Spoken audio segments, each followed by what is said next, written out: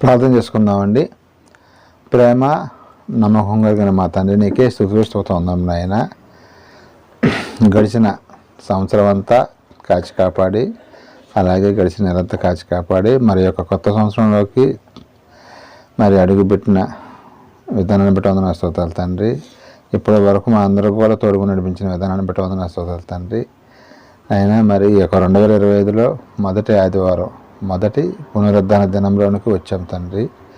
అలాగే ఈరోజు బలారాధన కూడా ఉంటుంది కాబట్టి నీ ఆత్మ సహాయాన్ని మాకు మెండుగా దయచేయమని, పరిశుద్ధాత్మక పరిపూర్ణమైన సహాయాన్ని అందించమని అర్థిస్తూ, అలాగే చిన్న పిల్లలు కూడా వివేచన దయచేయమని, అలాగే నేను ఇప్పటి వరకు పాటలు పాట ఏందనో వాక్య చదువుతూ ఏందనో ప్రతి ఒక్క విషయంలో కూడా నీకు కాస్త మాకు తోడుగా ఉండి నడిపించిన విధానాన్ని బట్టి నీకు కోటాను కోట్ల స్తోత్రాలు తండ్రి. అలాగే ప్రపంచవ్యాప్తంగా ఎక్కడెక్కడైతే నీకు ఆరాధన జరుగుతుందో అన్ని చోట్ల నీకు ఆరాధన క్రమం అంతట్లో సక్రమంగా జరిగి నీకే సమస్త మహిమ గంధ ప్రభావం వచ్చేలాగా సహాయం దయచేయమని, అలాగే మరి ఒకసారి ప్రార్థన చేస్తూ ఉండగా పరిశుద్ధాత్మక పరిపూర్ణ సహాయాన్ని నాకు అందించమని అర్థిస్తూ కృపాగాబ్దాలు ఎల్లప్పుడూ ఉంచమని ప్రార్థనని ప్రియకుమారుడు మా రక్షకుడు అయిన యేసుక్రీస్తు స్థితిగల నామమున అడిగి వేడుకుంటున్నాం పరమ తండ్రి.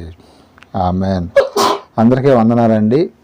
ఈ యొక్క వీడియో చూస్తున్నవారు దయచేసి లైక్ చేయండి, షేర్ చేయండి, సబ్స్క్రైబ్ చేసుకోండి. ఎందుకంటే ఎక్కువ మందికి రీచ్ అవ్వాలంటే దేవుని మాటలో మీరు లైక్ చేయడం ద్వారాగా, సబ్స్క్రైబ్ చేయడం ద్వారాగా ఎక్కువ మందికి రీచ్ అవుతాయండి. ఈ విషయాన్ని గమనించండి.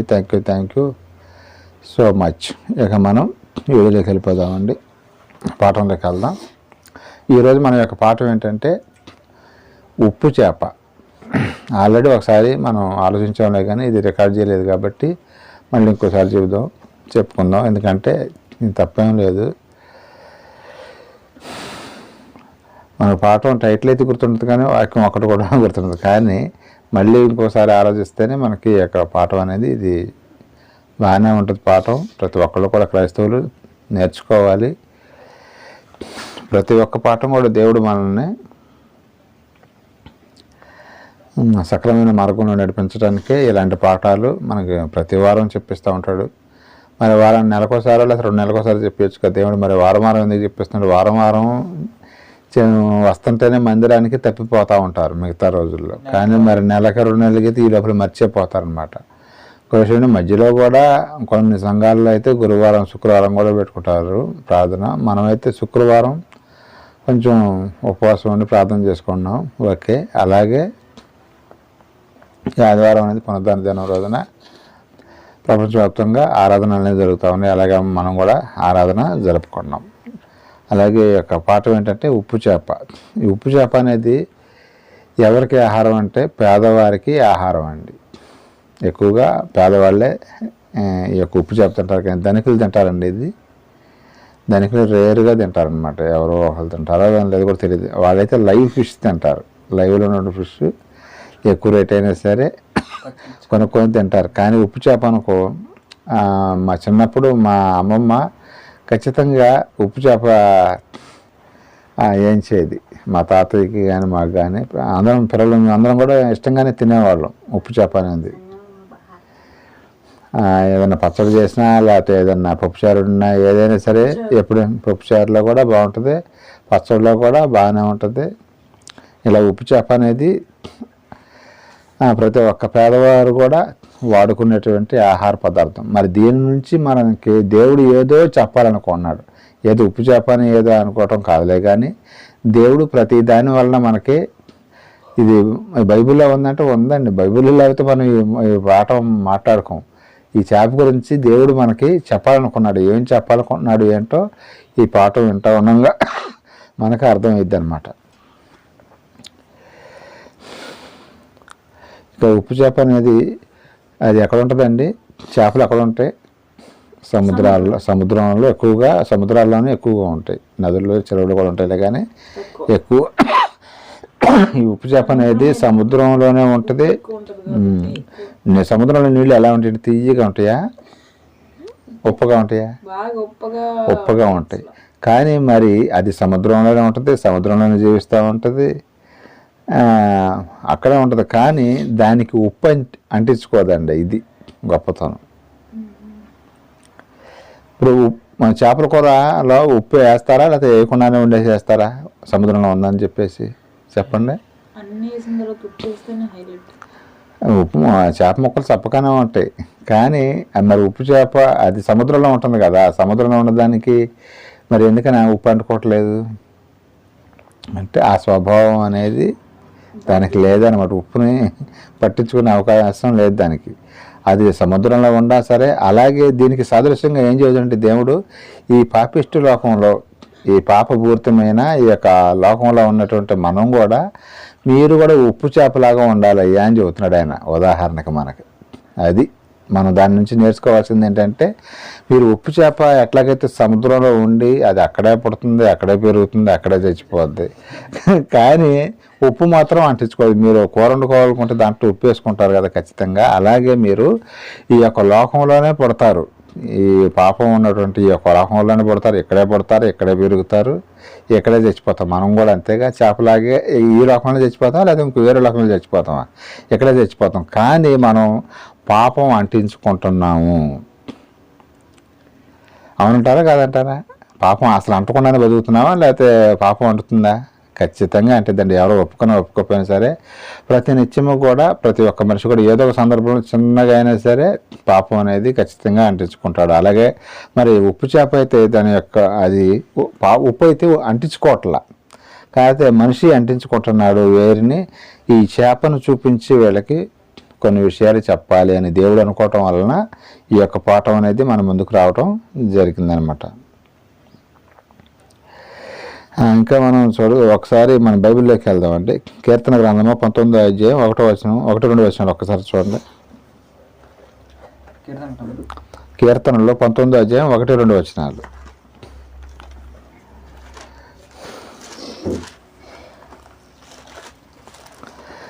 కీర్తనలో 19వ అధ్యాయం 1-2 వచనాలు.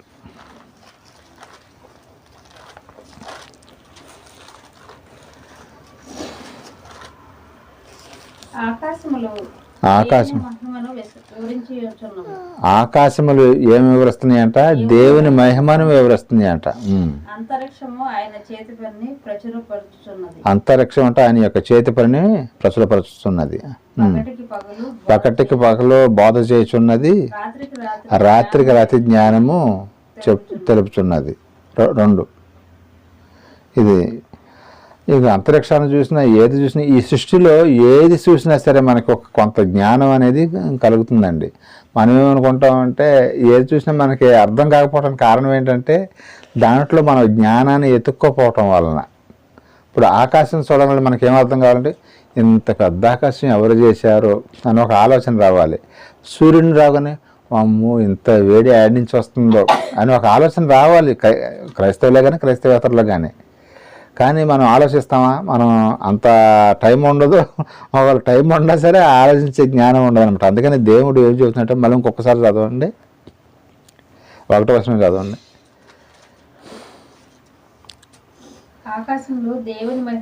అది ఆకాశంలో ఏముంటాయండి? ఇంకా నక్షత్రాలు ఉంటాయండి. నక్షత్రాలు ఎక్కడి నుంచి వచ్చినాయి?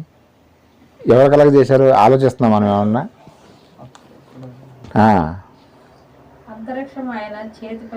అంతరిక్షం అంటే చేత్తో చేశాడంట ఆయన.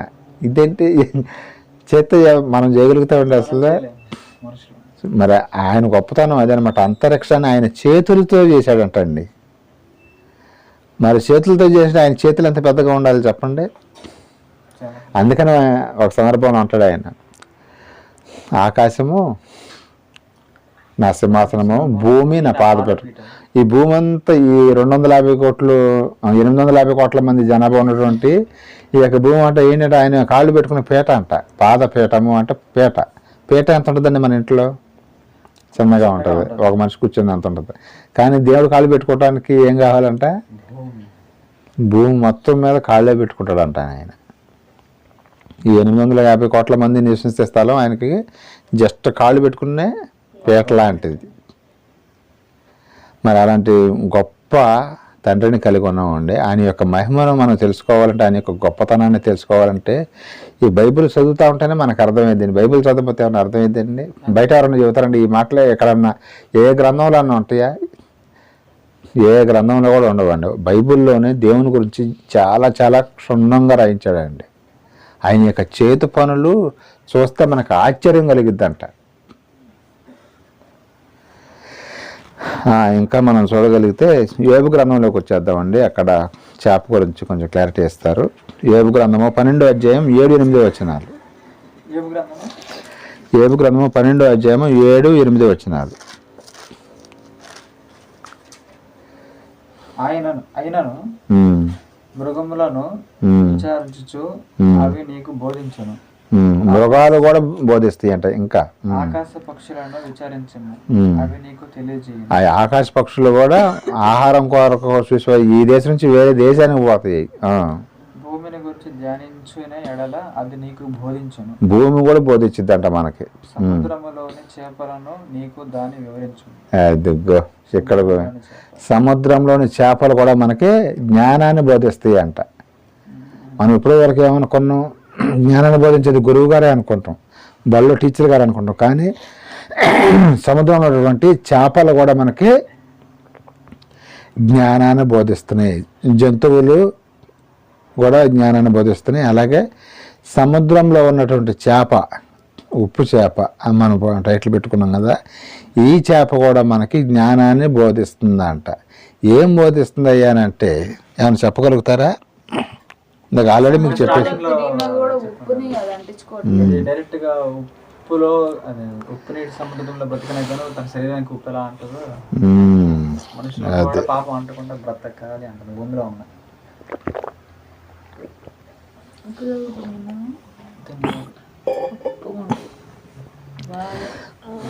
సముద్రంలో ఉన్న చేప కూడా మనకి ఏం కలగజేసిద్ది అంటే జ్ఞానాన్ని కలగజేసిద్ది అంటే. ఎలా జ్ఞానం వస్తుందంటే అది సముద్రంలోనే పుడుతుంది, సముద్రంలోనే పెరుగుతుంది, సముద్రంలో చచ్చిపోతుంది. కానీ అది మనకు జ్ఞానాన్ని నేర్పిస్తుంది. అది ఏం జ్ఞానం అంటే అది అక్కడ ఉన్నా సరే ఉప్పు అనేది అంటించుకోదండి. అది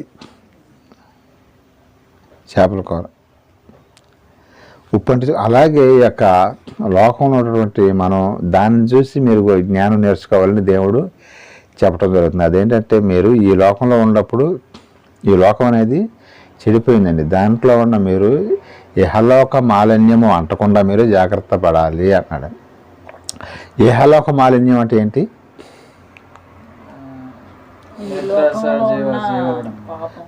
ఈ లోకంలో ఉన్నటువంటి పాపం.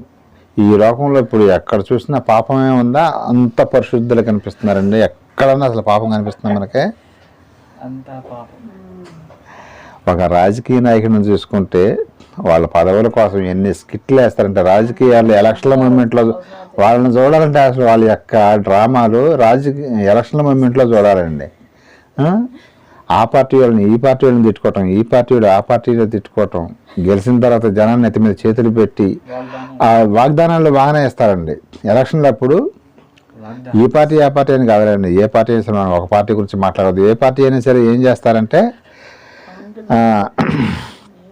వాగ్దానాలు ఇస్తారు. వాగ్దానాలు ఇచ్చిన తర్వాత గెలిచిన తర్వాత ఏం చేస్తారండి, ఈ మా వల్ల కాదు అని జనం నెత్తి మీద చేతులు పెడతారు.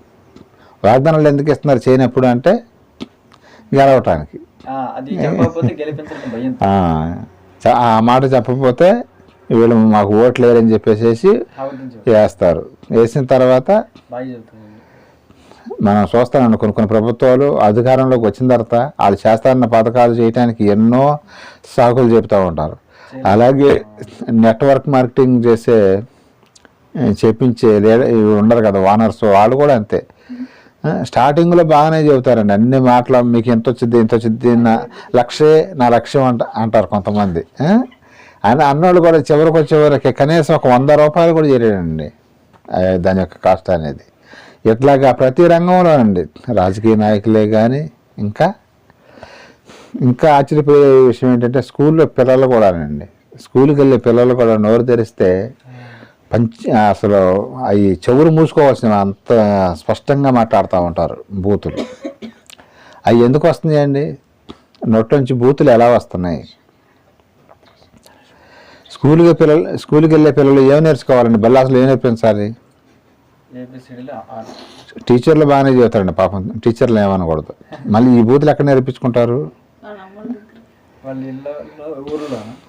ఫ్రెండ్స్ అదే ఫ్రెండ్స్ దగ్గర ఆడుకోవడానికి వెళ్తారు కదా, అక్కడ వీళ్ళ విశ్వరూపాలన్నీ కూడా బయట పెడతాయి అన్నమాట. మన క్రైస్తవులు అయితే పర్వాలేదండి, క్రైస్తవులు తల్లిదండ్రులు పిల్లలు ఏదైనా బూతు మాట్లాడితే నోరు మూపిస్తారు క్రైస్తవులు అయితే. ఎందుకంటే వారం వారం మరి దేవుని యొక్క మాటలో కూర్చోబెట్టి మరీ చెబుతారుగా ఒక గంట సేపు. అలాగే తల్లిదండ్రులు కూడా పిల్లలకి అదే చెబుతారు, మీరు రోజు బూతులు మాట్లాడండి అని చెబుతారా, లేకపోతే మాట్లాడితే కనుక కోరతామని చెబుతారా? క్రైస్తవులైన వాళ్ళైతే మరి గద్దిచ్చి బుద్ధి చెప్పుకోవాలండి, తప్పులేదు. పిల్లలకే మరి బుద్ధి ఉండదు, బుద్ధి లేనప్పుడు బుద్ధి చెప్పుకోవాలన్నమాట.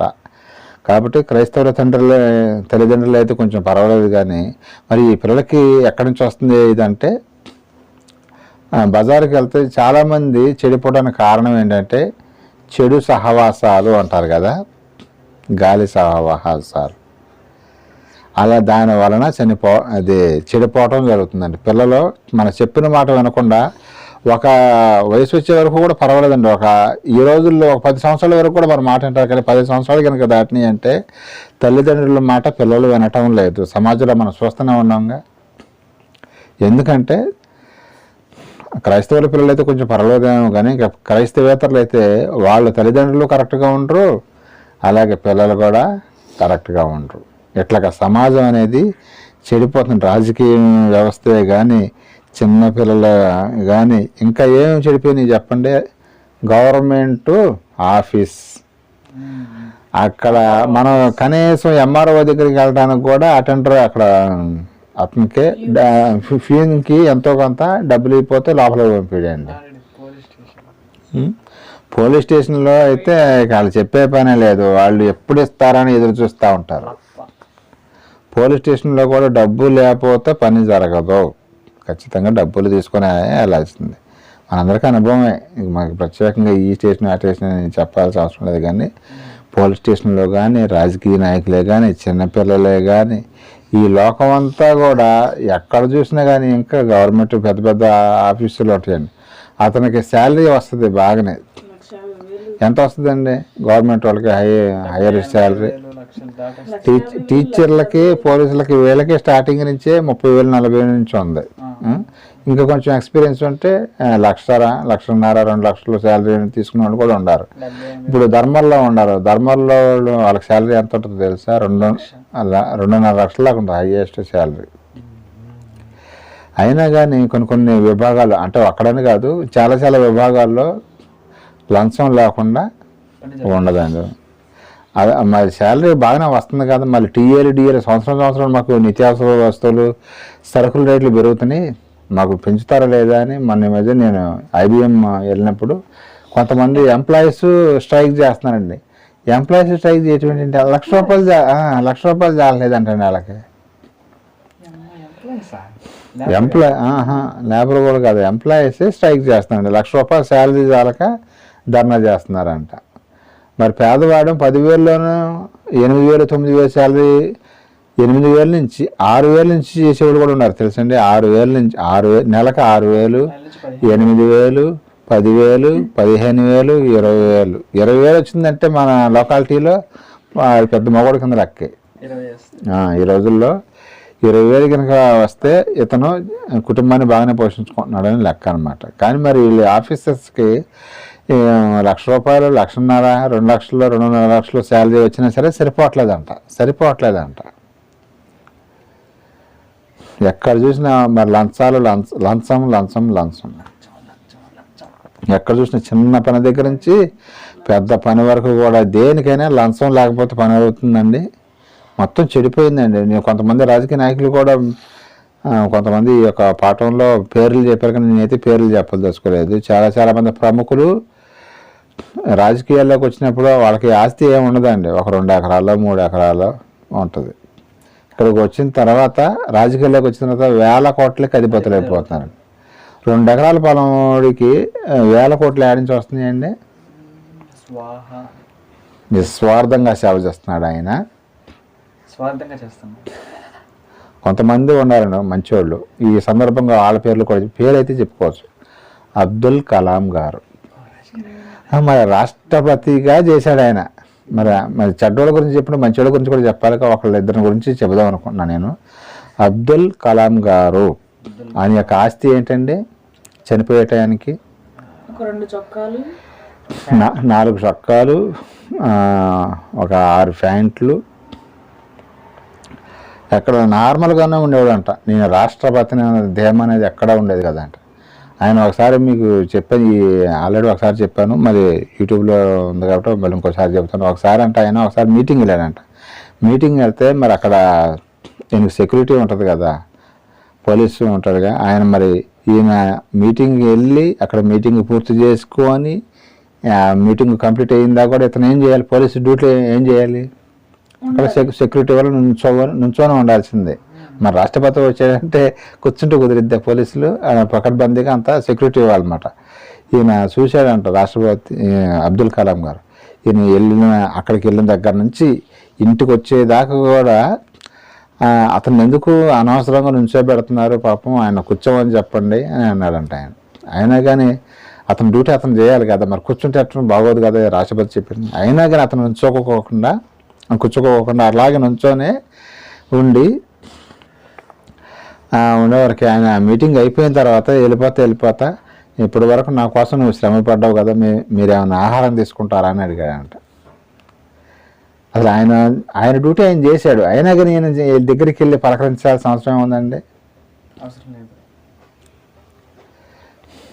బాగా ఇప్పటి వరకు నుంచున్నావు కదా, కష్టపడ్డావు కదా ఎండలోనే, మరి ఎండలో అంట నిలబడింది, ఆహారం ఏమైనా తీసుకుంటావా అని అడిగాడంట. అలాంటి మనస్సు మరి ఎంతమందికి ఉందండి? అబ్దుల్ కలాం గారు అనే ఎవరన్నా కానీ ఏ మతంలో అన్నా పుట్టిన, కానీ ఆయన మంచి వ్యక్తిగా మనం చెప్పుకున్నాం. అలాగే ఇంకొక సందర్భంలో ఆయన రాష్ట్రపతిగా ఉన్నప్పుడు పెద్ద పెద్ద గోడలు ఉంటాయి కదా, ప్రహరీ గోడలకంట గాజు బెంకులు పెట్టారంట. ఎవరు దొంగలు కప్పుకుని రాకుండా ఏదో కొంచెం పెడతా ఉంటారు కదా, పెద్ద పెద్ద అపార్ట్మెంట్ పెడితే ఆయన ఏమన్నాడంటే, మీరు దయచేసి అవి తీసేసి చేయండి, దాని మీద పక్షులు వచ్చి వాడతాయి, ఆహారం కోసం వస్తాయి, వాటికి అవి గుచ్చుకుంటే అవి బాధపడతాయి అని చెప్పేసి అవి కూడా పక్షుల గురించి కూడా ఆయన జాగ్రత్తలు తీసుకోవడం జరిగిందండి. అక్కడ కూర్చోవడానికి నిలబడడానికి తినడానికి వీలేదండి. అలాగే సరే వీళ్ళందరూ ఓకే. ఇంకొక ఆయన మన ప్రభువు మన గురువు గారు ఒక ఆయన యేసుక్రీస్తు, ఆయన అయితే ఏం చేశాడండి?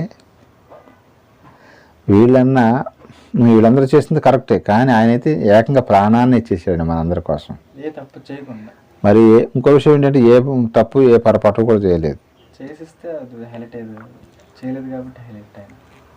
ఇట్లాగా ఎక్కడ చూసినా సరే ఈ యొక్క లోకంలో ఏం జరుగుతుందంటే పాపమే మనకి కంటికి కనిపిస్తూ ఉంది. కానీ మన యొక్క జీవితాలు ఎలాగ ఉండాలంటే ఇందాక చెప్పాడు కదా మనకి, ఎక్కడ చెప్పారండి? ఏబు గ్రంథంలో చెప్పడం జరిగింది, మీరు చేపను చూసి కూడా మీరు జ్ఞానాన్ని తెచ్చుకోవాలి అన్నాడు దేవుడు. చేప మనకి ఏమి నేర్పిస్తుందండి? జ్ఞానాన్ని నేర్పిస్తుంది. మీరు జ్ఞానం నేర్చుకోవాలి, చేపను చూసి నేర్చుకోవాలి అని చెప్పడం జరిగింది అన్నమాట. యేసుక్రీస్తుల వారు భూమి మీద బాగా ధనవంతులకి సువార్త ప్రకటించడానికి వచ్చారా, పేదలకు సువార్త ప్రకటించడానికి వచ్చాడు? ఆయన పేదలకనే చెబుతున్నాడు. బాగా ధనవంతులైతే ఎవరో కూడా మాట వినరండి అసలు. బాగా ధనవంతులు కనుక కొద్ది మంది ఉన్నా సరే క్రైస్తవంలో, ఈ క్రైస్తవం ఈ రోజున ఇలా ఉండేది కాదు, చాలా చాలా గొప్పగా ఉండేది. ఎవరు నమ్ముకుంటారంటే యేసుక్రీస్తుల వారిని, పేదలకు నేను సువార్తమానం అందించడానికి ఈ భూమి మీదకు వచ్చాను అన్నాడు ఆయన. ఎందుకంటే వాళ్ళైతేనే ఈయన మాట వింటారు. ధనవంతులు అనుకో కొంచెం తేడా వచ్చినా సరే ఆయన దగ్గర నుంచి వెళ్ళిపోతారనమాట. అలాగే ఒక సందర్భంలో యేసుక్రీస్తుల వారు ఒక ఆయన్ని దగ్గరికి పిలవటం జరిగిందండి. ఆయన ఎవరంటే జక్కయ్య గారు, పొట్టి జక్కయ్య గారు. ఆ జక్కయ్య గారిను పిలిచి, జక్కయ్య నేడు నేను నీ ఇంట ఉండవలసి ఉన్నదే కాబట్టి నువ్వు రావని చెప్పగానే ఆయన ఆ మేడి చెట్టు ఎక్కనైనా అలా కింద గబగబ కింద దిగేసేసి, మరి మీ ఇంటికి రావాలంటే నేను ఏం చేస్తావని అడిగితే ఆయన ఏమనంటే, నేను ఇప్పటివరకు ఎవరి దగ్గర అన్యాయంగా డబ్బులు తీసుకున్న వాళ్ళందరికీ 4 రెట్లు ఇచ్చేస్తా అన్నాడు. ₹1 తీసుకుంటే దానికి 4 రూపాయలు కలిపి 5 రూపాయలు ఇస్తానని చెప్పాడండి. అందరి దగ్గర ఇవ్వాలంటే ఈ దగ్గర మరి మొత్తం ఇక చాలా వరకు పంచిపెట్టేశాడు. ఎందుకంటే నాకు ఈ రక్షణ వస్తే చాలు, ఈ మహానుభావుడు నన్ను చూస్తే చాలు, ఈయన నా ఇంటికి వచ్చి అదే గొప్ప అనుకున్నాడు ఆయన. అంటే రక్షణ వచ్చినట్టు ఇతడును అబ్రహాం కుమారుడే అని యేసుక్రీస్తు వారు చెప్పడం జరిగిందండి. ఈయన కూడా ఎవరంట? అబ్రహాం కుమారుడు అనమాట. అబ్రహాం కుమారుడు అంటే ఇతను కూడా దేవుని బిడ్డే అని అర్థం అనమాట. మరి అలాంటి యేసుక్రీస్తుల వారు కలిగి ఉన్న మనం అందరం కూడా ధన్యులమనే చెప్పుకోవాలి. ఈ లోకంలో మరి యేసుక్రీస్తుల వారు ఉన్నప్పుడు కూడా పాపం ఉందా లేదంటే పాపం బాగానే ఉందండి భూమి మీద. అప్పుడు కూడా చాలా పాపం అనేది ఉంది. అయినా కానీ ఆయన కూడా ఒక ఉప్పు చేపలాగానే ఉన్నాడండి. యేసుక్రీస్తు వారు ఎలా జీవించారండి? ఉప్పు చేప. ఆయనే కాదు, మనం కూడా ఎలా ఉండాలండి? ఉప్పు చేపలాగా ఉండాలి. ఉప్పు చేపను చూసి మీరు జ్ఞానము తెచ్చుకోండి అని చెప్పడం జరిగిందండి. ఇంకా మనం చూడగలిగితే బైబిల్లోకి వెళ్ళి రోమాపత్రిక 16వ అధ్యాయం 3-4 వచనాలు ఒక్కసారి చూడండి.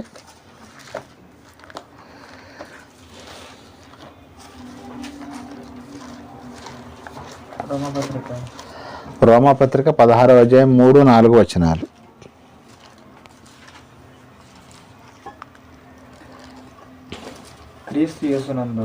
క్రీస్తు యేసునందు నా జత పని వారైన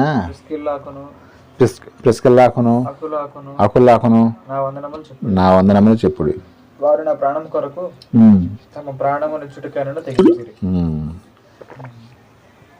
ఈ మాట ఎవరు రాస్తున్నారండి?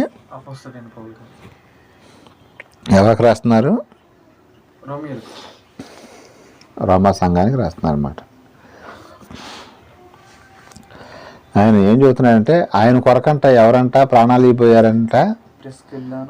అకుల్లా ప్రిస్కిల్లా అనేవాళ్ళు భార్యాభర్తలు అన్నమాట. వాళ్ళిద్దరూ కూడా నా కోసం వాళ్ళ ప్రాణాన్ని కూడా ఇవ్వటానికి సిద్ధపడ్డారు. చూసారా వాళ్ళు ఎంత అసలు ఈ రోజుల్లో ప్రాణాన్ని ఎవరైనా ఇస్తారండి సేవకుడి కోసం? ఎందుకంటే ఆయన పౌలు గారు అంత గొప్పగా వాళ్ళకి మేలు చేశాడండి. అందుకని అంత మంచితనం ఈయన దగ్గర ఉండాలి, ప్లస్ వాళ్ళ దగ్గర కూడా ఈయన యొక్క మంచితనాన్ని బట్టి వాళ్ళు కూడా అసలు ఈయన లేకపోతే మేము ఉండలేము అన్నట్టుగా ప్రాణాలు ఇవ్వటానికి కూడా సిద్ధపడ్డారంట.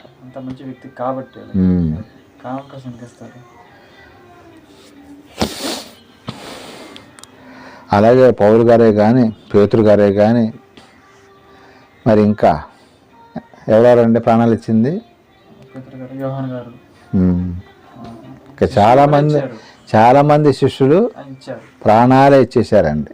ఈ మాట మరి అందుకనే ఆయన అన్నాడు నా కోసం ప్రాణాలు ఇవ్వడానికి అకుల ప్రిస్కిల్లానే విశ్వాసులే మరి ఆ మాట అంటే మరి వీళ్ళు శిష్యులు అది వీళ్ళు కూడా ఉప్పు చేప లాంటి వాళ్ళేనండి. ఎందుకంటే ఈ లోకంలోనే ఉండారు, చుట్టూ పాపం ఉంటుంది, కానీ ఆ పాపాన్ని అంటించుకోలేదు. ఇహలోక మాలిన్యము అంటించుకోకుండా వాళ్ళు ఏం చేశారంటే ఉప్పు చేపలాగా బ్రతికారండి. ఒక మాటలో చెప్పాలంటే మనకి ఈ పాఠం సందర్భంగా ఆ శిష్యులు కానీ యేసుక్రీస్తు గారు కానీ పౌలు గారు కానీ వీరందరూ కూడా ఈ లోకంలో ఉన్నా సరే, అంటే పాపం ఉన్నటువంటి ఈ లోకంలో ఉన్నా సరే వాళ్ళు పాపాన్ని అంటించుకోకుండా జీవించటం జరిగింది. అలాగే మనం కూడా క్రైస్తవులమైన క్రైస్తవులందరూ కూడా ఏం చేయాలంటే ఈ లోకంలో పాపం ఉందా లేదంటే పాపం ఉంది. నాకు చెప్పుకున్నాం కదా, రాజకీయ నాయకులు పాపం చేస్తున్నారు, ఆఖరికి చిన్న పిల్లలు కూడా బూతు మాటలు మాట్లాడుతున్నారు, ఇంకా గవర్నమెంట్ జాబ్ చేసేవాళ్ళు పాపం చేస్తున్నారు, లంచం. ఇంకెక్కడెక్కడ కనిపిస్తుంది చెప్పండి? మీరు 1-2 మీరు కూడా చెప్పండి, అనుభవం కావాలిగా. ఎక్కడ కనిపిస్తుంది అండి అవినీతి అనేది? ఇంకా ఏ రంగాల్లో కనిపిస్తుంది?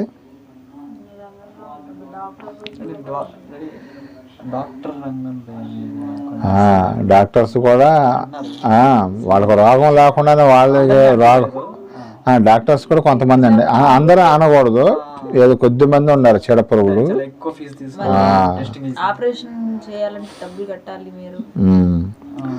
ఒకసారి మనిషి చచ్చిపోతున్నా కానీ మీరు డబ్బులు కడతాను మీకు ఆపరేషన్ చేస్తాను లేకపోతే లేదంటారు. మరి మానవత్వం ఇంకేడుందండి? వాళ్ళకి ఎంత ఖర్చు అయ్యిందండి? డాక్టర్లకు పెద్దగా ఏం ఖర్చు ఏమి ఉండదు వాళ్ళకి. చేతి పని ఒక అరగంట పావు గంట కేటాయిస్తే ఒక ప్రాణం అనేది నిలబడిద్ది. కానీ మీరు డబ్బులు కడితేనే మీకు ట్రీట్మెంట్ ఇస్తాం, లేకపోతే లేదంటే మరి వాళ్ళు కూడా కొంతమంది అంటే డాక్టర్ అంటే దేవుడితో సమానంగా అంటారులే. కానీ కొన్ని సందర్భాల్లో గవర్నమెంట్ ఆఫీసులు అంటే అందరూ కాదండి, కొంతమంది ఉన్నారు. అన్ని రంగాలను కొంతమంది మంచి వాళ్ళు ఉన్నారు కాబట్టి కొంతమంది చీడపురుగులు ఉన్నారు, కొంతమంది మంచి వాళ్ళు కూడా ఉన్నారు. కాబట్టి ఈ యొక్క వ్యవస్థ అనేది నడుచుకుంటూ పోతుంది. కానీ కొన్ని రంగాల్లో మాత్రం మరి యొక్క డాక్టర్ అనే వాళ్ళు వీళ్ళు కూడా కొంతమంది ఏంటంటే రోగాలు తగిలించుకొని వస్తే మాకు డబ్బులు బాగా సంపాదించుకోవచ్చు అట్లా కూడా. మళ్ళీ లాయర్లు అయితే మరీనండి, ఇక పందిని నందిని చేసేస్తారు, నందిని పందిని చేస్తారు వాళ్ళు. లాయర్లు అట్లా చేసేస్తారనమాట డబ్బు కోసం.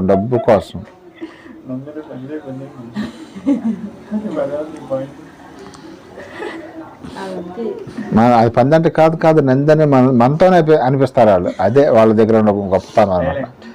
కానీ లాయర్స్ అనేవాళ్ళు ఎంత నీతిగా ఉండాలని. నీతి మన కోర్టుల్లోనూ పోలీస్ స్టేషన్లో మన న్యాయం జరుగుతుందా? పోలీస్ స్టేషన్లోనూ న్యాయం జరగట్లా, కోర్టులోనూ న్యాయం జరగట్లా కొన్ని సందర్భాల్లో. అన్ని సందర్భాల్లో కాదండి, కొన్ని సందర్భాల్లో. మళ్ళీ కొంతమందికి కోపం రావచ్చు. అందుకనే కొన్ని సందర్భాల్లో పోలీస్ స్టేషన్లో న్యాయం జరగట్లేదు, కోర్టులో న్యాయం జరగటం లేదు. ఎక్కడ చూసినా సరే ఈ యొక్క పాపం అనేది రాజకీయ నాయకులు అయితే మరి అసలు వాగ్దానాలు ఇస్తారు కానీ వాళ్ళు అసలు నెరవేర్చరండి. అది ఏదో మాటలు, ఈ 5 సంవత్సరాలు మాటలు చెబుతానే ఉంటారు. అలాగే మళ్ళీ లాస్ట్ మూమెంట్లో వస్తారండి. ఇంకో 6 నెలలు ఎలక్షన్ ఉందనగా అప్పుడు ఈ పెండింగ్ పనులన్నీ కూడా మళ్ళీ మీకు చేస్తామని చెప్పేసి అప్పుడు ముందుకు రావటం జరుగుతుందండి. మళ్ళీ మీరు కనుక ఈసారి నన్ను గెలిపిస్తే మళ్ళీ ఈసారి అయినా సరే నేను చేయగలుగుతాను అని వాగ్దానాలు ఇస్తూ ఉంటారు. ఇట్లా ఏ రంగంలో చూసినా సరే అంత తప్పుగానే ఉంది. అలాగే ఉప్పు చేప కూడా మరి సముద్రంలో ఉన్నా సరే ఉప్పు అంటించుకోకుండా ఎలాగుందో రాజకీయ నాయకులుగా కాకుండా క్రైస్తవులు అందరూ కూడా ఎలా ఉండాలంటే ఉప్పు చేపలాగా ఉండాలని చెప్పడం జరుగుతుంది. ఇంకా మనం బైబిల్లోకి వెళ్తే పేతురు గారు రాసిన 2వ పత్రిక 2వ అధ్యాయం 7వ వచనం ఒకసారి చూడండి. ఇక్కడ కొంతమంది నీతిమంతులు కనిపిస్తారు, మనకి ఒక నీతిమంతులు కనిపిస్తారు. పేతురు గారు రాసిన 2వ పత్రిక 2వ అధ్యాయం 7వ వచనం.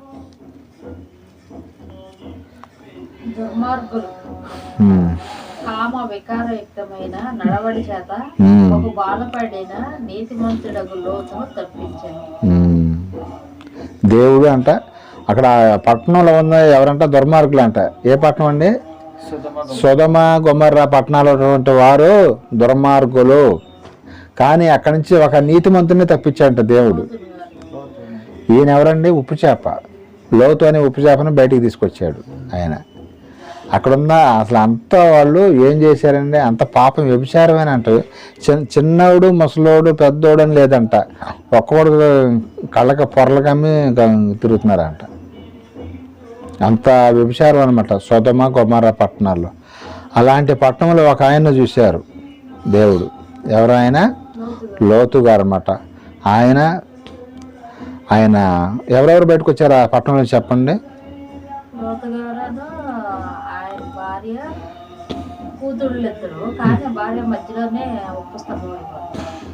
ఇంకో విషయం ఏంటంటే మనకు తెలియని విషయం, కొడుకులు కూడా ఉన్నారు ఆయనకి.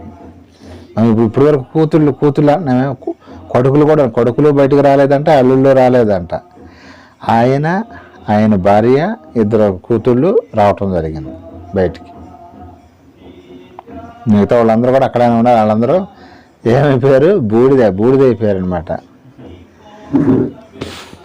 అది మనం కూడా నీతిగా జీవించామనుకోండి, ఇప్పుడు లోతు గారిని ఎలాగైతే తప్పించాడో దేవుడు, మనల్ని కూడా దేవుడు ఏం చేస్తాడంటే ఏదైనా ఆపద వచ్చినప్పుడు బయటికి తీసుకొస్తాడు. అది ఈ యొక్క నీతిమంతులను మన కళ్ళ ముందు ఎందుకు పెడుతున్నాడంటే ఈ యొక్క సందర్భంలో నీతిమంతులు మనకు ఎందుకు చూపిస్తున్నాడండి ఆయన? లోతు గారు గురించి.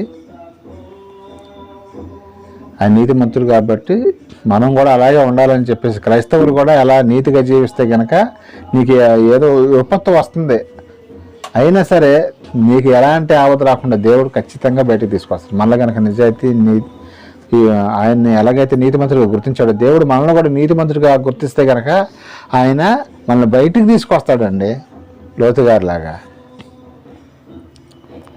ఆ ఉప్పు చేప ఉప్పు అంటించుకుందా? అంటించుకోవాలా. ఎవరు ఆ ఉప్పు చేప అంటే లోతుగారు. మరి శిష్యులే కానీ పౌలు గారే కానీ వీళ్ళందరూ కూడా ఉప్పు చేపలాగే ఉన్నారండి. పాపాన్ని అంటించుకోలేదన్నమాట.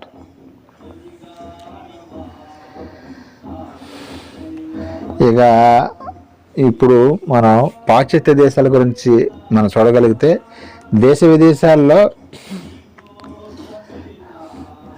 బాగా కుదురుగా ఉంటారా, పాపం ఎక్కువ చేస్తారండి? దేశ విదేశాల్లో చిన్న ఆడ లేదు మగ లేదు, అందరూ కూడా మందు తాగుతారండి. అక్కడ మన భారతదేశంలో కూడా కొన్ని కుటుంబాలు మనం చూస్తాం.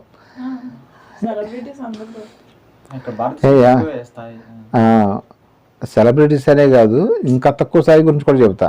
ఎవరన్నా కొడుకు ఏదన్నా సక్సెస్ అయ్యాడనుకో ఒక బిజినెస్లో, ఇలా అరే నువ్వు నేను కలిపి కూర్చొని మందు తాగుదాంరా అని తాగి తండ్రి కొడుకులు కూర్చొని మందు తాగే వాళ్ళు ఉన్నారండి.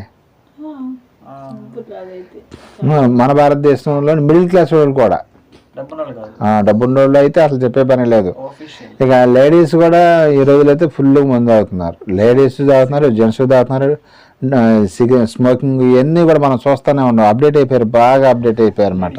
ఇవన్నీ ఎక్కడి నుంచి అంటించుకున్నారంటే సినిమాలు చూసి, ఇతర దేశాలను చూసి వాళ్ళ గురించి తెలుసుకొని అలా అప్డేట్ అయిపోతుంది అనమాట. అక్కడైతే ఏం లేదు, ఇక మన మంచినీళ్ళు ఎట్లా తాగుతాం అట్లా తాగుతూ ఉంటారు వాళ్ళు.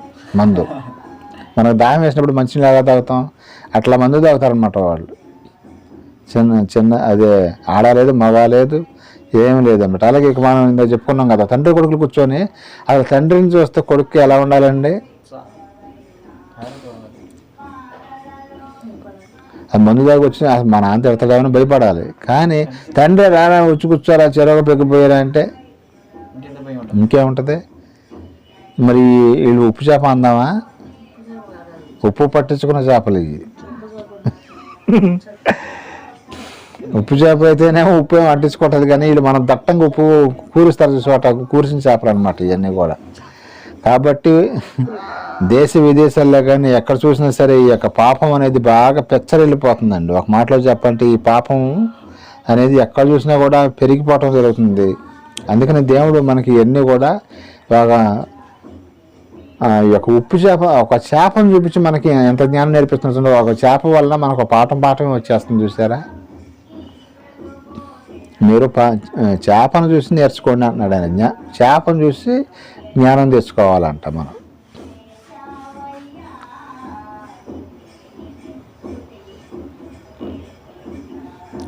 కొంతమంది ఏమంటారంటే యేసుక్రీస్తు వారు ద్రాక్షారసం చేశారు కదండి కానాను విందులో అంటారు. ఆయన చేసింది మందు తాగే వాళ్ళు అట్లా చెబుతారనమాట. ఆయన చేసింది నిజంగానే ద్రాక్షారసం చేశాడు ఆయన, మందు కదా ఆయన చేసింది. మత్తు లేరి అని రాసింది కంటే మత్తు మరి ఎక్కువ తాగితే మొత్తం ఆటోమేటిక్గా వచ్చింది కడుపు. అది మందు ద్రాక్షారసమే కాదు, బాగా కడుపు నుండి అన్నం తిను ఎంపట నాకు మత్తుగా ఉందని అనిపించింది. అన్నం తిన్నా సరే మత్తు లేరి అని ఒక్క మాట రాసేవారికి ఇది నిజంగా వైన్ అనుకుంటున్నారు వీళ్ళు. గాంధీ షాపులో అమ్మే వైన్ కాదు, యేసుక్రీస్తు వారు చేసింది. అలాంటి తప్పుడు పనులు ఆయన చేయడు అసలు. దాన్ని ఉదాహరణ పెట్టుకుని తాగుమోతోళ్ళు దాని ఆవచనం చూపిస్తారు ఎందుకు? ఆయన చేసిన ద్రాక్షారసం, నిజమైన ద్రాక్షారసం. ఆ ఏరియాలో ద్రాక్షారసం గుత్తులు బాగా కాస్తాయి అంట. ఇప్పుడు మన ఎవరైనా చుట్టాలు మన ఇంటికి వస్తే మనం ఏమిస్తామండి? చుట్టాలు ఎవరైనా మన ఇంటికి వస్తే టీ అంటే డ్రింక్ కూడా ఇస్తారనుకో, ఎక్కువ శాతం అయితే టీ ఎక్కువ ఇస్తారనమాట. అలాగే మన అక్కడ ఆ ఏరియాలో ఏమి ఇస్తారంటే ద్రాక్షారసం ఇస్తారు, వైన్ కాదు. వైన్ వేరు, ద్రాక్షారసం వేరు. మరి అదే ద్రాక్షారసం ఇస్తాం. వైన్ అంటేనే మత్తు పదార్థం, అది వేరు. ద్రాక్షాలను అన్ని ఊరబెట్టి బాగా మరగబెట్టి ఆయన చేసేదాన్ని దాన్ని వైన్ అంటారు. ద్రాక్షారసం మనం రోడ్ల మీద జ్యూస్ చేస్తారా, దాన్ని వైన్ అంటారా, దాన్ని ద్రాక్షారసం అంటారా? జ్యూస్ అంటారు అనమాట. యేసుక్రీస్తు వారు చేసింది అదే క్లారిటీ ఇచ్చాడు ఆయన. జ్యూస్ అయ్యే బాబు నేను చేసిందని చెప్పినా కానీ అర్థం చేసుకోవట్లేదు. ఆ ఏరియాలో అక్కడ టీ కాదండి సాంప్రదాయం. ఒక్కొక్క ఏరియాలో ఒక్కొక్కటి ఉంటుంది. ఇప్పుడంటే ప్రపంచవ్యాప్తంగా టీని అలవాటు చేస్తారులే, కానీ ఎక్కడో దాకేందుకు నూతిపాడు ఆ ఏరియాలోకి వెళ్తే అక్కడ ఏమిస్తారు తెలుసా? రాగి జావ ఇస్తారు. రాగి జావలో మజ్జిగ కలిపేస్తారండి. రాగి జావ ఇచ్చి మేము ఒకసారి ప్రార్థనకని వెళ్తే నూతిపాడు ఒక ఆమె గ్లాసులో తీసుకొచ్చి పోసింది. ఏంటబ్బాయి ఏంటి ఎర్రగా కనబడుతుంది, దాంట్లో తెల్లగా కనబడుతుంది అంటే ఆయన రాగి జావలో మజ్జిగ పోసుకొచ్చింది అనమాట. ఏంటంటే తాగితే బాగానే ఉంది రాగి జావ అంటే ఒక్కొక్క ఏరియాలో ఒక్కొక్కటి మనకి ఇట్లా దొరుకుతూ ఉంటాయి. అలాగే ఆ ఏరియాలో అక్కడ ద్రాక్ష రసం అనేది బాగా ఫేమస్ కాబట్టి యేసుక్రీస్తుల వారు ఆ యొక్క కానాను విందులో ద్రాక్ష రసం చేయటం జరిగింది. ఇక్కడ ఈ రోజుల్లో ఇక్కడ చూస్తే మన యొక్క భారతదేశం అంతా కూడా ఎన్ని సంవత్సరాల నుంచి స్టార్ట్ చేశారండి ఇప్పుడు వైన్ తాగటం పిల్లలు స్టూడెంట్స్? 12, 15 అయితే ఇక చెప్పే పని. 13, 14, 15 సంవత్సరాల నుంచి కూడా బార్ షాపుల దగ్గర పిల్లలు వెళ్ళి కూడా మందు తెచ్చుకొని తాగుతున్నారు. మరి వ్యవస్థ అనేది చెడిపోయిందా? బాగానే ఉందండి. మరి ఇంకో విషయం ఏంటంటే ఇది అమ్మేది ఎవరో? గవర్నమెంటే అమ్ముతుంది. ఇంకా మరి గవర్నమెంట్ కూడా చెడిపోయింది అనుకోవాలా, మంచిదని చెప్పుకోవాలా? గవర్నమెంట్కి ఆదాయం రావడానికి ఇంకా చాలా చాలా సోర్సెస్ ఉంటాయండి. కానీ మరి ఆ సోర్సెస్ ఎత్తుక్కోకుండా ఈ బార్ షాపులను పెట్టి మరి మందు తాగొద్దంటారు, మరి మందు అమ్మేది వాళ్ళే. సిగరెట్ తాగొద్దంటారు, సిగరెట్ అమ్మేది వాళ్ళే.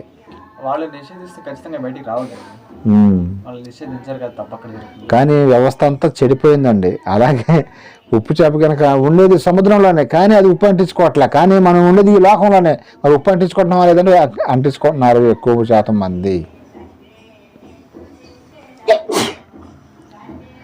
ఇంకా మనం చూడగలిగితే అపోస్తుల కార్యము 2వ అధ్యాయం 40 వచనం ఒకసారి చూడండి. అపోస్తుల కార్యము 2వ అధ్యాయం 40 వచనం.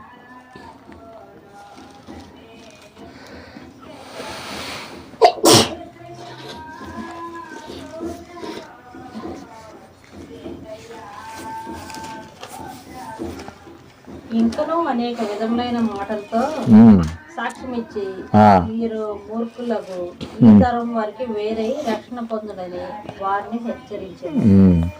ఈ ప్రపంచం అంతా కూడా మూర్ఖులతో నిండిపోయిందండి. మూర్ఖులని ఈ తరం వారికి మనం వేరే జీవించాలంటే ఇంటి పక్కన వాళ్ళు విగ్రహారాధన చేసేవాడితే అక్కడి నుంచి ఇల్లు తీసుకొని వెళ్ళి వేరే ఎడారిలో కట్టుకోవనే.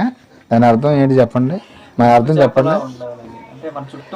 ఎస్, మూర్ఖులు చుట్టుపక్కల అందరు మాలలు వేసుకుంటున్నారు, పూజలు చేస్తారు. కానీ మీరు అట్లా చేయకుండా మీరు ప్రార్థన చేయండి, ప్లస్ పాపం చేయకుండా ఉండండి, ఉప్పు చేపలాగా బతకండి అన్నాడు ఆయన.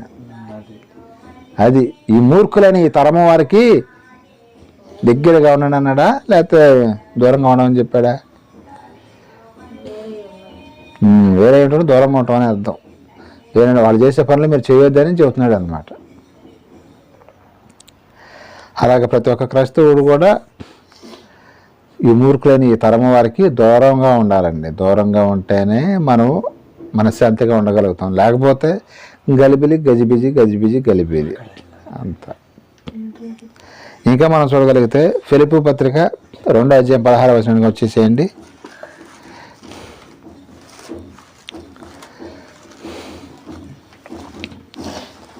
ఫిలిప్పీ పత్రిక 2వ అధ్యాయం 16వ వచనం, తర్వాత 14వ వచనం, 2 వచనాలు చదవాలి. 2వ అధ్యాయము 16వ వచనం. అట్టి జ్ఞానము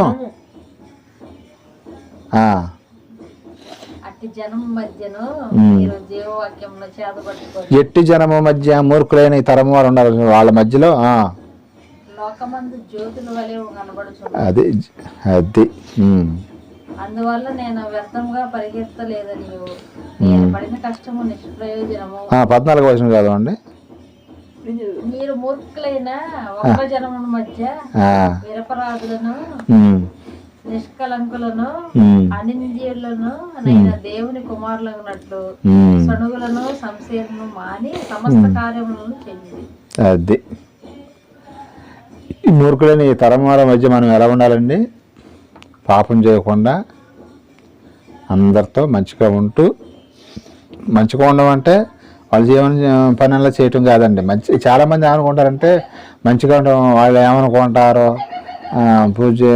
వచ్చి పూజ చేసేటప్పుడు నుంచోపోతే ఏమనుకుంటారు, ఇలాంటి మొహమాటం లేక అలాంటి విషయంలో మాత్రం అదే ఇహలోక మాలిన్యం అంటకుండా అన్నాడు. ఇది గుర్తుపెట్టుకోవాలి. ఇహలోక మాలిన్యం వాళ్ళు చెప్పిందలా చేయకూడదు. మేము బాప్తిసం తీసుకున్నాం, మేము అలాంటి కార్యక్రమాలకు రాకూడదు అని చెప్పాలి వాళ్ళకి. అర్థమవుతుందా? ఖచ్చితంగా చెప్పకపోతే అప్పుడు ఏమైందంటే వాళ్ళ యొక్క మాలిన్యాన్ని మనం కూడా అంటించుకున్నట్టే అయిద్ది అనమాట. ఇహలోక మాలిన్యం అనేది అంటకుండా.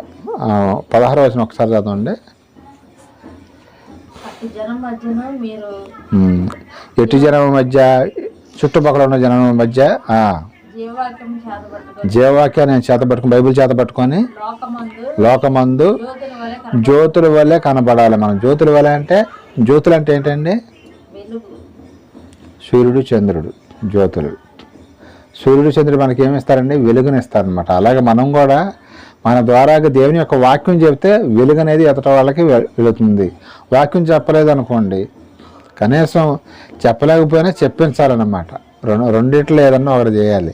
చెప్పాలి లేదా చెప్పించాలి. 2 పనులు ఏదో ఒకటి చేస్తేనే దేవునికి ఇష్టలుగా మనము ఈ భూమి మీద ఉప్పు చేపలాగా ఉండొచ్చు అనమాట. ఇంకొక వచనం చదువుకొని నేను ముగించేస్తానండి. చివరి వచనం తిమోతి గారికి రాసిన 2వ పత్రిక 1వ అధ్యాయం 7వ వచనం ఒకసారి చూడండి, చదవండి. 2 తిమోతి 1:7.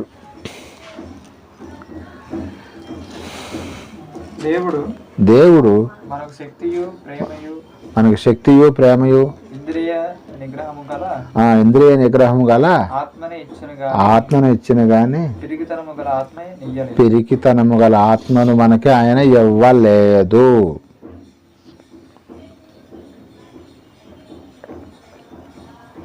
ఇంద్రియ నిగ్రహం, ఇంద్రియ నిగ్రహం అంటే కొంతమంది, చాలామంది పేర్లు చెప్పదలుచుకోలేదులే కానీ, ఒక అతనైతే ఒకసారి బస్సులో ప్రయాణం చేస్తున్నప్పుడు ఇక ఆడవాళ్ళంక అట్లాగే చూస్తూ ఉంటారండి. కొంతమంది బస్ స్టాండ్లో కానీ ఎక్కడైనా సరే ఇంద్రియ నిగ్రహం అనేది ఉండదు వాళ్ళకి. ఆడవాళ్ళని చూస్తే అదో రకంగా తప్పుడు చూపు చూస్తూ ఉంటారు. మరి అదే వాళ్ళ ఇంట్లో వాళ్ళ చెల్లి కానీ కూతురు కానీ ఉంటే అట్లాగే చూస్తాడండి వాడు, ఎవరైనా సరే. మరి బయట వాళ్ళని అయితే మరి పిచ్చి పిచ్చి చూపులు చూస్తున్నారే, మరి ఇంట్లో ఉన్న కూతుర్ని, చెల్లిని, తల్లిని ఎందుకని చూడరు అట్లాగా? నీ కూతురికి ఏదో ఉండయో ఆమెకి అయ్యే ఉండేగా, నీ తల్లికి ఏది ఉందో ఆమెకి అయ్యే ఉండేగా, నీ చెల్లికి ఏది ఉందో ఆమెకి అయ్యే ఉండేగా. మరి నీ కూతురి దగ్గరికి వచ్చేవరకు, నీ చెల్లి దగ్గరికి వచ్చేవరకు, నీ తల్లి దగ్గరికి వచ్చేవరకు కుదురుగా ఉంటున్నావే, వాళ్ళు ఎట్లా ఉండలేదు సరే. ఇంట్లో ఇటు తిరిగేటప్పుడు ఒక్కోసారి ఎలా పడితే అలా ఉంటారు. మరి వీళ్ళనైతే పిచ్చి పిచ్చి చూపులు చూడవు కదా, బయటికి వెళ్ళి ఎందుకు చూస్తున్నావు? ఇంద్రియ నిగ్రహం లేదా నీకు అంటే? దేవుడు ఇంద్రియ నిగ్రహాన్ని మనకి ఇచ్చాడు, కానీ మన యొక్క కళ్ళే చెడిపోయినాయి అనమాట. అందుకని యేసుక్రీస్తు వారు అంటాడు ఒక సందర్భంలో, ఏమంటాడు? నీ కుడి కన్ను అభ్యంతరపరిచిన కుడి కన్ను అంటే తీసి పారేసే అన్నాడు. ఈ కళ్ళు ఎవరు బిక్కుడు అట్ట కనుక చేస్తే ఒకడు కూడా కళ్ళు ఉండవు భూమి మీద. క్రైస్తవులుగా కాదు, క్రైస్తవేతరులకైనా క్రైస్తవులకైనా ఎవరికైనా సరే ఉండవు. కానీ అలాగా మీరు చూపుని మార్చుకోవాలి అన్నాడు ఆయన. ఇంద్రియ నిగ్రహాన్నే ఇచ్చాడు దేవుడు మనకి. పాపంలో పడిపోయిండే అని అక్కడ చెప్పలేదు. కాబట్టి దేవుడి మాట వినాలండి ఖచ్చితంగా. మరి ఉప్పు చేప ఉంది, దానికి ఉప్పు ఏమైనా తగిలించుకుంటుందా అంటే ఏం లేదు. అలాగే మరి నీ కూతురు, నీ చెల్లి, నీ తల్లి ఎలా ఉండవు, ఇతర లేడీస్ కూడా అంతే కదా. మరి ఎందుకని నువ్వు అట్లా తప్పుడు చూపులు చూస్తున్నావు అని గద్దిస్తున్నాడు దేవుడు. అలాంటి వాళ్ళు ఖచ్చితంగా మారు మనసు పొంది దేవుని దగ్గరికి కనుక వస్తే నీవు కూడా ఒక ఉప్పు చేపవే. నువ్వైనా నేనైనా ఎవరైనా సరే ఒక ఉప్పు చేపలాగా దేవుడు చూశారు. ఒక్క చేప ద్వారా మనకి ఎంత పాఠం పెట్టి చెప్పుకుంటూ వచ్చాడో. ఇలా ఉండాలని దేవుడు కోరుకున్నాడు. కాబట్టి ప్రతి ఒక్క క్రైస్తవులు కూడా ఈ యొక్క పాఠం నేర్చుకొని మనం కొంతమందికి చెప్పాలండి. మనం నేర్చుకోవటమే కాదు, కొంతమందికి చెప్పగలిగే అవకాశం కనుక దేవుడు ఖచ్చితంగా ఇస్తే మనం కూడా కొంతమందికి చెప్పి అగ్నిలో పడిపోతున్న వారిని కొందరిని లాగినట్టుగా లాగండి అన్నాడు ఆయన. మంచి మంచి పాఠాలు మనం చెప్పుకున్న పాఠాలు మంచి మంచి పాఠాలు ఉన్నాయి. చాలా క్లియర్గా మనం టైటిల్ పెట్టి మరీ చెప్తాం. కొంతమంది టైటిల్ ఏమి ఉండదు, అసలు చెప్పుకుంటే ఏం చెప్పాడో చివరికి ఎవరికి అర్థం కాదు. కానీ మనం ఇప్పుడు ఒక పాఠం అనేది మనకు అర్థమయ్యేటట్టుగా, ఇది మనం ఎక్కడి నుంచి నేర్చుకున్నామో తెలుసా? ఈ టైటిల్ పెట్టడం అనేది ఎక్కడి నుంచి నేర్చుకున్నామో మనం? అది బైబిల్ ఎవరు స్టార్ట్ చేశారో తెలుసా?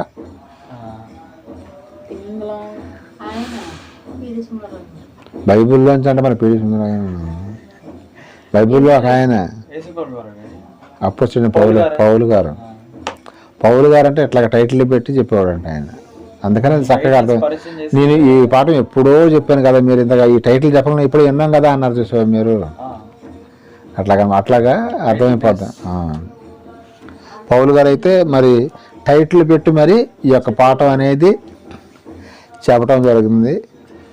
ప్రతి ఒక్కరూ కూడా మనం ఇప్పుడు ఎలా ఉండాలండి, ఎలా జీవించాలి, ఇప్పుడు వరకు నేర్చుకుంది ఏంటి? ఉప్పు చేపలాగా ఈ లోకంలో పాపం ఉంది, కానీ దాన్ని అంటించుకోకుండా ఎలా ఉండాలంటే ఉప్పు చేపలాగా జీవించాలని కోరుకుంటూ ఇంతటితో యొక్క పాఠాన్ని ముగిస్తాను. చిన్న ప్రార్థన చేసుకుందాం. ప్రేమ నాకు మా తండ్రి నీకే స్తుతిస్తున్నాను. నేను ఇప్పటివరకు నీ మాటలు చెప్పాను తండ్రి. ఉప్పు చేప అనే పాఠాన్ని నేర్చుకున్నాను తండ్రి. ఈ లోకంలో ఉన్నదంతా శరీరరస, నేత్రరస, జీవపడంబం అయినా సరే మీరు మమ్మల్ని ప్రత్యేకపరిచి ఈ మూర్ఖులని తరం వారి నుండి మమ్మల్ని వేరుగా జీవించే భాగ్యం మాకు ఇచ్చినందుకు అందరూ స్తోత్రాలు తండ్రి. సదాకాలం మాకు తొలగించడం కృప సహాయం తెచ్చావు. నీ ప్రార్థన నీ ప్రియకుమారుడు మా రక్షకుడు అయిన యేసుక్రీస్తు స్థితికి వెళ్దామన్నా అడిగి వరకు పరం తండ్రి. ఆమేన్. అందరికీ వందనాలండి.